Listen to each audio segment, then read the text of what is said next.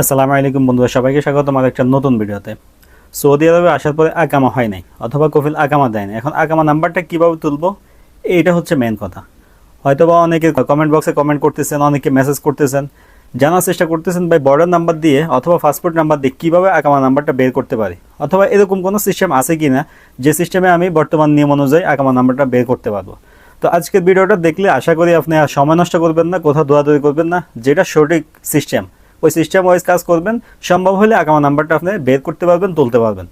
এই জন্যই আজকের ভিডিওটা দেখতে হবে। আর এখনও যারা চ্যানেলে সাবস্ক্রাইব করেনি অনুগ্রহ করে অবশ্যই সাবস্ক্রাইব করে দিবেন সবসময় আপডেট নিউজ পাওয়ার জন্য।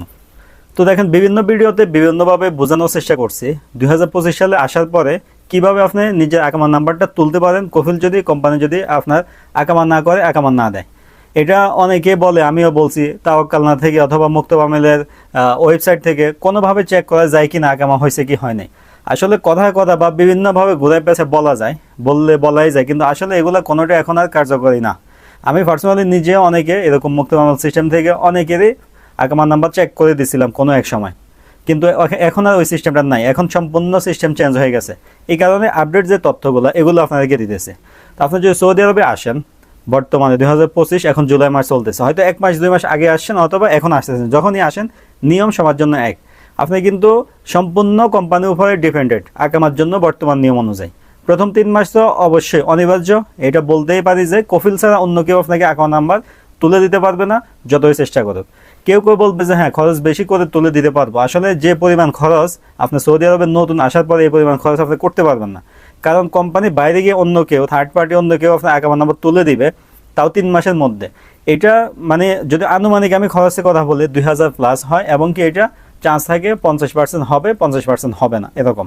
কারণ কি, আপনার আসার পরে আপনার ফাইলটা রেডি করে মুক্তবামিল সিস্টেমে জমা দিয়ে যাওয়াজার থেকে আগামা নাম্বারটা নিতে হয়।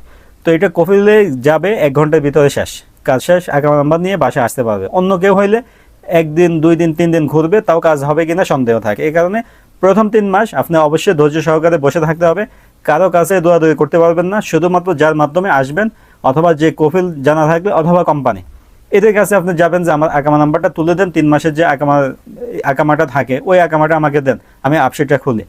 3 মাস পর্যন্ত তাদের মাধ্যমে চেষ্টা করতে থাকবেন। অন্য কোথাও দৌড়াদৌড়ি করলে, কাউকে কমেন্ট করলে, মেসেজ দিলে 1 টাকার লাভও হবে না। যেটা বাস্তব, যেটা সত্যি, এটাই বলতেছি। আপনার যেন সময় নষ্ট না হয় এবং আপনার যেন প্রতারিত না হন, যার কারণে সাবধান করতেছি।